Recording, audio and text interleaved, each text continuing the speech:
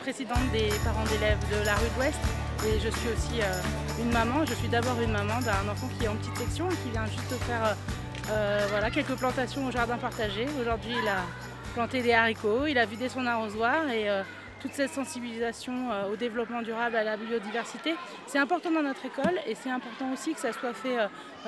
au quotidien, de la petite section jusqu'au CM2 dans notre école polyvalente. Et toute cette sensibilisation, après, on la retrouve à la maison parce qu'il y a nos enfants qui nous demandent aussi des plantations sur les balcons, ils nous demandent aussi des composteurs, ils nous disent qu'ils ne veulent plus gaspiller. Et c'est aussi tout ce travail pédagogique qu'on retrouve à la maison, c'est intéressant parce que c'est le témoin finalement d'un partenariat de tous les acteurs de l'école, que ce soit des parents, des enseignants, de toute l'équipe pédagogique, voilà, pour que nos enfants grandissent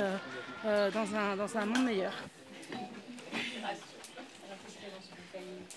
Et pendant la fête de la nature qui va avoir lieu et pendant les fêtes de jardin, on fait tout un tas d'animations sur comment reconnaître les légumes, connaître les goûts des végétaux, etc. On a envie d'apprendre aux enfants à reconnaître une pomme de terre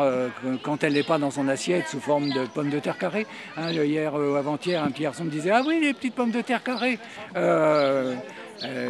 Là, on peut voir les fleurs d'une pomme de terre, on peut, le souci c'est de leur apprendre aussi à jardiner, donc à semer, à respecter le jardin, et je trouve qu'on est très content parce qu'on est arrivé à notre objectif. Mais il y a aussi un gros avantage, le fait d'être près des enfants, c'est que finalement leurs parents, nous, on peut leur montrer des plantes, leur montrer des pucerons, leur montrer des coccinelles, leur expliquer que les insectes ils ont besoin de petits trous pour se reproduire, etc.